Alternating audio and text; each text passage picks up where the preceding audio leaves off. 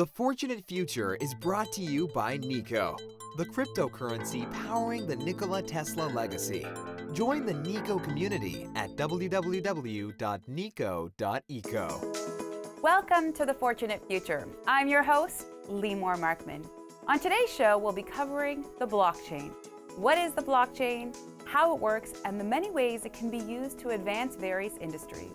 This new technology, which is the backbone of cryptocurrencies, is creating a new level of accountability and transparency that we haven't seen before. We'll also be covering the unique angle and advantages of investing in a rent-to-own property as compared to a more traditional way of investing in property for rental. To round out the show, we'll be discussing reverse mortgages. They provide a way for seniors who are strapped for cash to be able to stay in their home into their retirement years without needing to downsize in order to access the equity in their home. It's going to be a fascinating show, so stay tuned.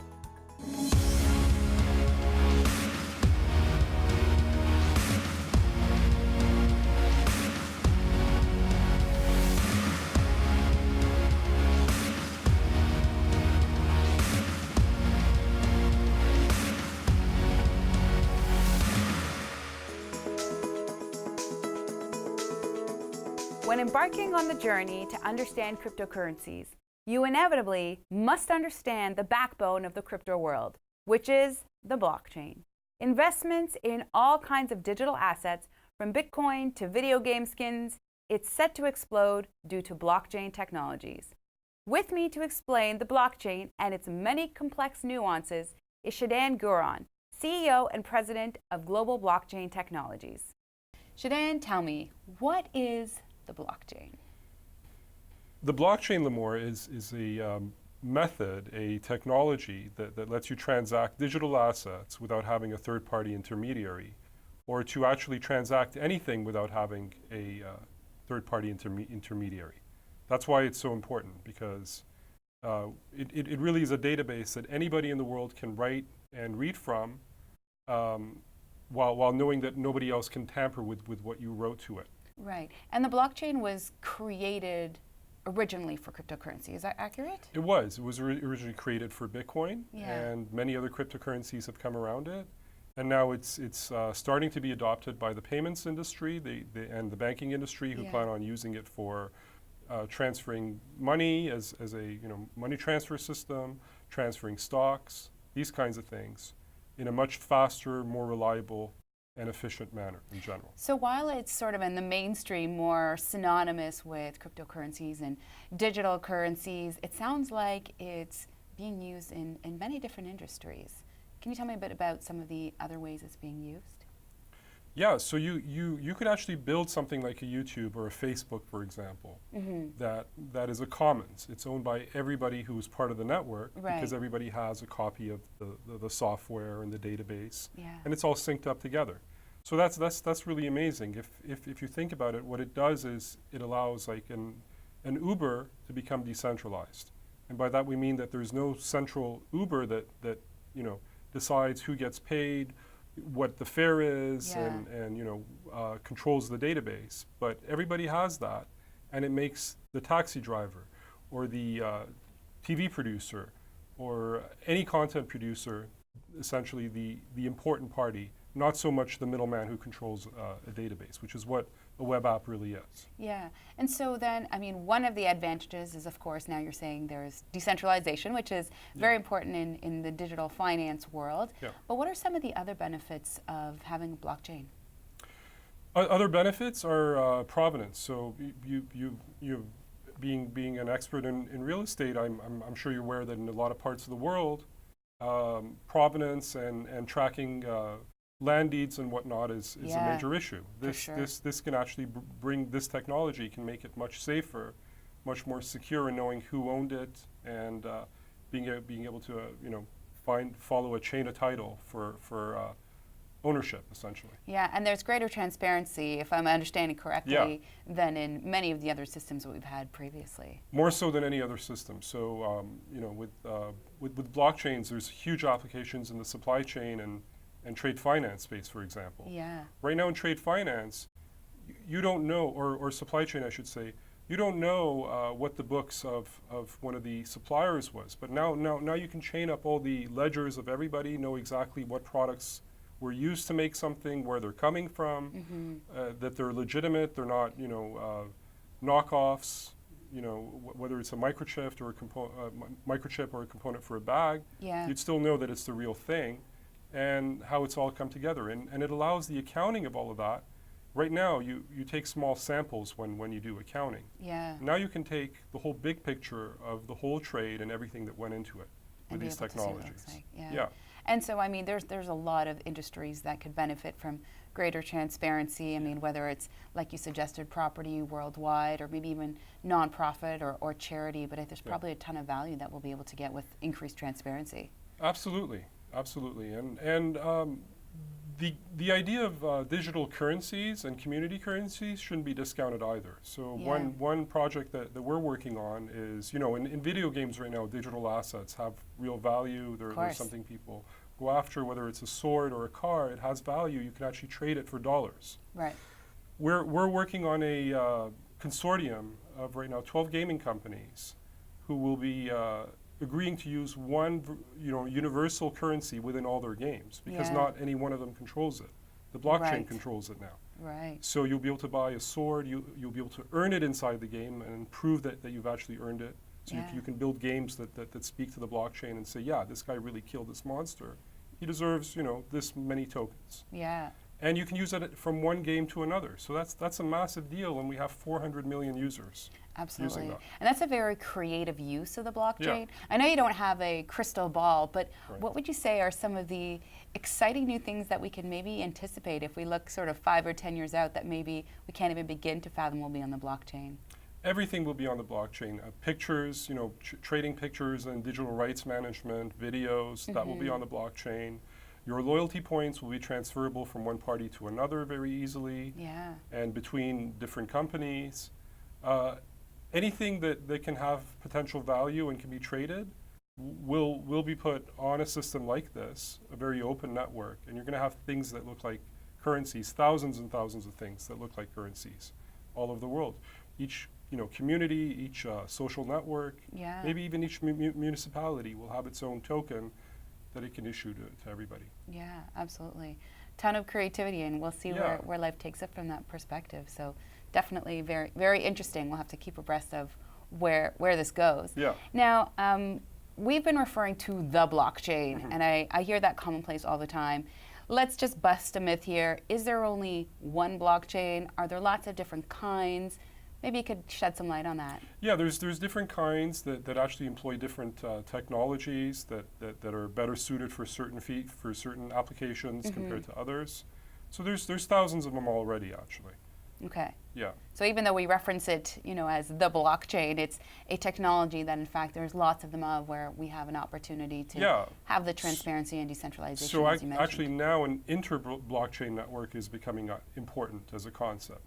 Blockchains being able to communicate with each other, so you can transact from one to another, without any intermediaries. So if you have that gaming token, you can trade it for Bitcoin on the Bitcoin blockchain, for example. Right. And there are solutions coming out for that. One of them I'm involved with personally, called Laser, the Laser blockchain, which kind of acts as a Swift of blockchains and allows you to interact one currency for another on the blockchain itself. So things like that are coming around, and I think that's the future, really. Absolutely. So, I mean, it's great that you're on the cutting edge and working on this. Just as we wrap things up, what are you most excited about around the blockchain technology and where we're going? For me right now, still the currency aspect is the most exciting thing. Like I said before, there's going to be thousands of currencies out there, and for a long time people thought that currencies were going to unify into one or two, like the euro, the US dollar, essentially. But what we're really seeing is that doesn't make sense, because why should Germany and Greece have the same currency when they have such different economies, for example? So you're going to have many currencies. Now it's possible. Before it wasn't, because now your cell phone is your wallet, right? Of course. And the cash register is just a computer, as a point of sale system. So you can have thousands of currencies in them, and they can easily transact with each other. And well, that's the trick, right? As long as they can interact with each other and exchange and go from there. That's what blockchains really help with. Fantastic. Shaidan, thank you so much for being here today. Really appreciate it. Thank you, Lamar. Yeah. As you can tell, there are no limits to what can be achieved leveraging the blockchain technologies. It is certainly going to be a part of the evolution of many industries. Coming up after the break, we'll be discussing why investing in a rent-to-own and helping a family get into a position of home ownership may be a far better investment than purchasing a rental property. Stay tuned, we'll be right back.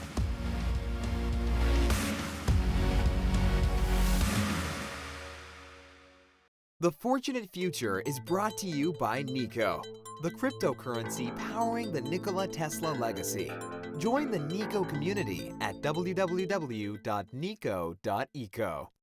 Nikola Tesla was an inventor and futurist who helped shape our world. Nikola Tesla Unite Limited was formed to advance his visions of making the world a better place for all. Using a cryptocurrency called Nico, Nikola Tesla's legacy is being taken to new places in ways never before imagined. Nico is the center of a digital economy that brings like-minded people together. Those who believe in the vision of Nikola Tesla are part of the Nico economy that aims to empower everyone with the ability to achieve their dreams. For more information, visit www.nico.eco.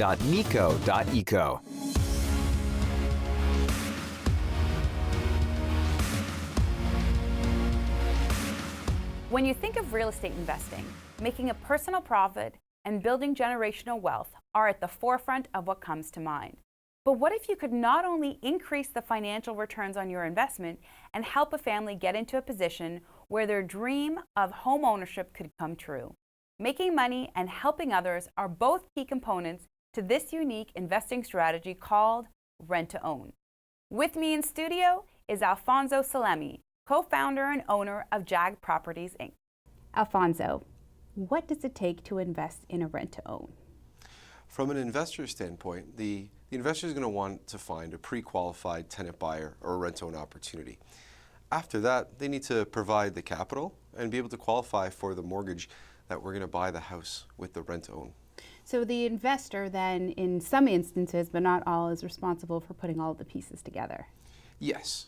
Yes, from an investor standpoint, yes. And so one of the differences, if I understand correctly, with a rent-to-own versus a straight rental is that sometimes you lead with the tenant buyer first, the individual who you're going to be helping, rather than going out and finding a property and trying to find someone to rent it. Is that how it works? That's right. Typically, the tenant buyer is the first piece of the puzzle, and understanding what they need to do to qualify for that mortgage in that set period of time. So instead of finding a property first, it's really finding the client first, understanding what their needs and requirements are so that we can get them qualified for a mortgage. Right, and I've heard you say that a rent-to-own is a far more secure investment than just buying a property and rent it out. Why do you say that? Well, a few different reasons. One is the tenant buyer is actually providing a pretty significant deposit, which it creates an incentive for that tenant buyer to have a successful rent-to-own program. The other benefit of them having that deposit, it actually lowers the capital investment that the investor needs to bring to the opportunity as well. So instead of the investor needing to put 20% down, they use some of that deposit to sort of offset how much money they need to put in. That's right. That's right. And that's an incentive for that tenant buyer to be successful because that's credited back to them. Right, and a successful tenant buyer situation is such where they're a tenant for a few years and then they become a buyer in the future, is that right? Correct. It's a home ownership and training, really, is that for some reason or another, that tenant buyer can't qualify for a mortgage today. And with the proper guidance, steps, and roadmap, they'll be on that path to home ownership. Which is a fantastic way to not only help somebody, but have a secure investment as well. That's right. That's right. And they have a stake in the game. They have that pride of ownership. Right. And so from a tenant buyer's perspective, how is their mentality different than that of a renter? Well, they have that pride in the home. That's the home that they've chosen, that they want to live in to grow their family and basically establish their better financial premise in society. Is basically that renter, that normal renter, doesn't have that stake as that tenant buyer does. They're responsible for the maintenance, the repairs, the improvements to the property. So that's what makes them a better option than a normal renter. There's less turnover as well too. So you're not constantly replacing your renters. They're set for you know, a 2, 3, or 4 year period of time. Right. So you've got someone in there who is set in place for a number of years. They have a strong homeowner's mentality. They've put down a deposit and they're looking to change their financial future. What are some of the other benefits for the tenant buyer in this scenario? Well, again, they're getting that training, that financial education of what they need to do to own that home. It's the same way as if you wouldn't call your landlord, you'd call a plumber. So they're getting that home ownership mentality. They're getting that training, that financial education that's getting them on the right path to home ownership. And so then that, of course, helps the investor because then the person is really invested in the property. Correct, yes. Besides the deposit, yes, they have a stake into that claim. They've chosen the property. They have that sense of ownership. They're a homeowner in waiting while they're correcting those issues. Now, the investor, what were to happen to them if for some reason, unbeknownst, we don't have a crystal ball, we don't know what's going to happen in life, if the tenant buyer walks away or changes their mind, what happens to the investor? The what ifs. So typically we would work with the client, or the investor would work with the client to see what issues they still need to work on to get to that mortgage, to get qualified for that mortgage. If it's a possibility to extend the program, say another 6 months to a year. The other option is that that person or that tenant buyer, that renter, stays in that home, forfeits their deposit and stays as a normal renter. So that owner, the investor, still has that property and is renting to them. Or in a worst case scenario, sell the property for what they can get on the open market. Right. And so if a tenant buyer decided to forfeit the opportunity for whatever reason, that initial deposit would then go back to the investor. Yes. So that's a whole nother buffer, what makes it a fantastic return, even better, I'd assume. That's right. Wow, fantastic. Well, lots of advantages. Thank you so much for being here and for communicating those. I think we're going to have a lot more investors exploring rent-to-own as an option. Thank you so much. Thank you, Limor. With the ability to help a family in need and secure even stronger returns without having to deal with the property management, it's no wonder investors are considering rent-to-owns for their own portfolio over purchasing rental properties. Alfonso and I continued this conversation with an exclusive follow-up interview where he shared his take on what to look for when first investing in a rent-to-own. You can watch this interview and additional topics on our website, thefortunatefuture.com. Coming up after the break, we'll be discussing how reverse mortgages work and why so many seniors in Canada are exploring a reverse mortgage. Stay tuned, we'll be right back.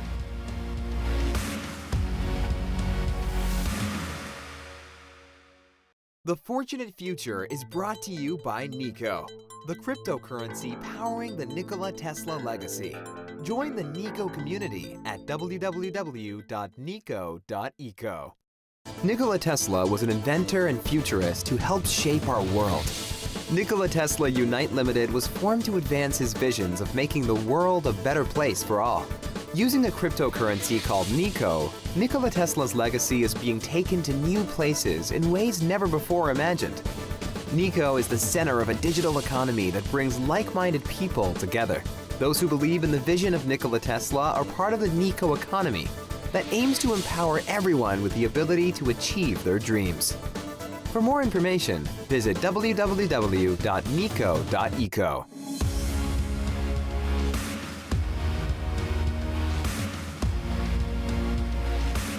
Reverse mortgages allow seniors with equity in their home to access that equity with no payments due until they leave the property in the future.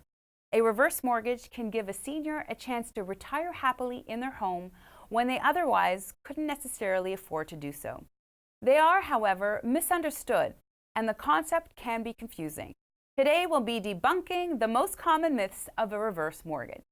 With me today is Yvonne Zayameki, EVP of Marketing and Sales at Home Equity Bank.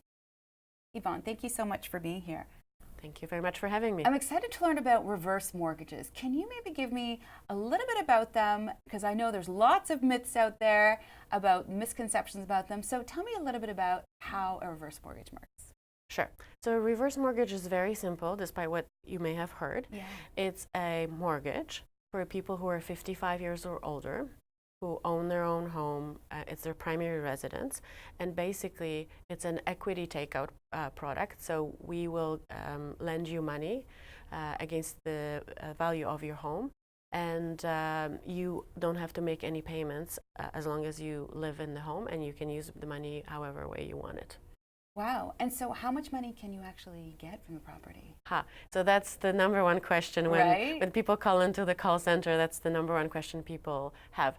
So the amount of money you can get will depend on a couple of factors. First one will be the age, and then we take into consideration the age of all the people living in a house and all the people who are on title. So it's very important to remember that, because they're different family situations. So age, value of the house, type of the house, and where the house is located.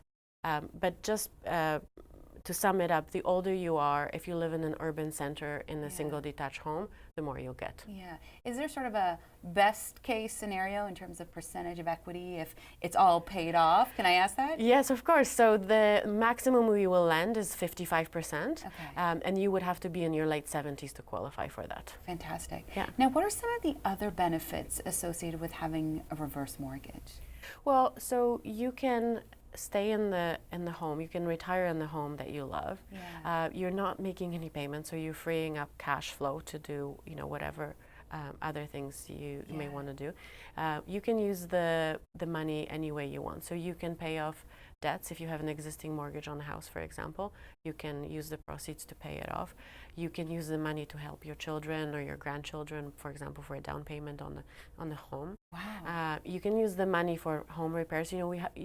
So many people have waited all these years to do a kitchen reno or do something fancy or family room renovation, so on.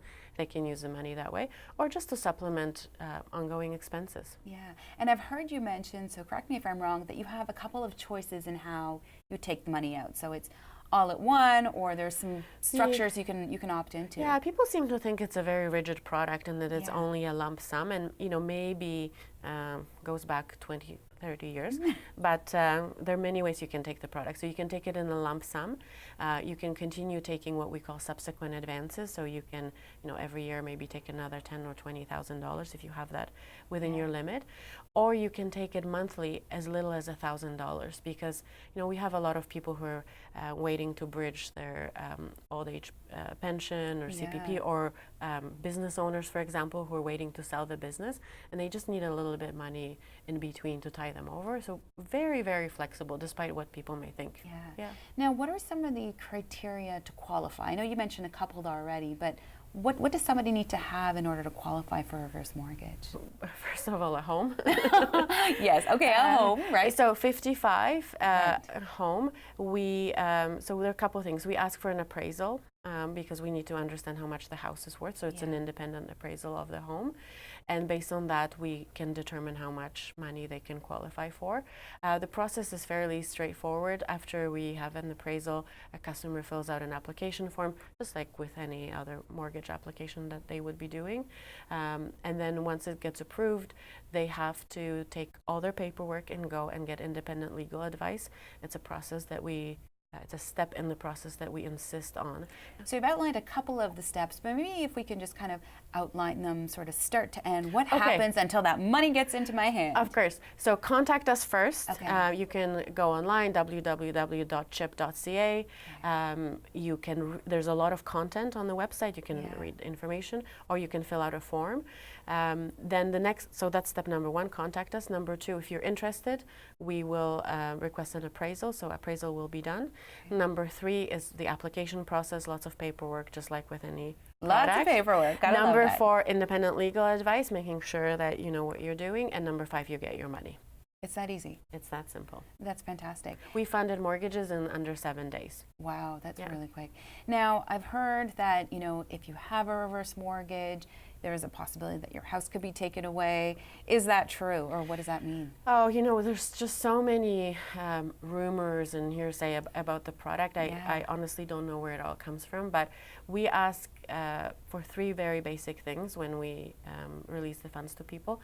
We ask for people to pay property taxes. It's very important. Just like they do when they own their house. Exactly. Yeah. To have insurance on the house. which is also Standard. very important, and we ask them to keep the house in good standing. So as long as you fulfill your basic obligations, honestly, there's absolutely nothing to worry about. Fantastic.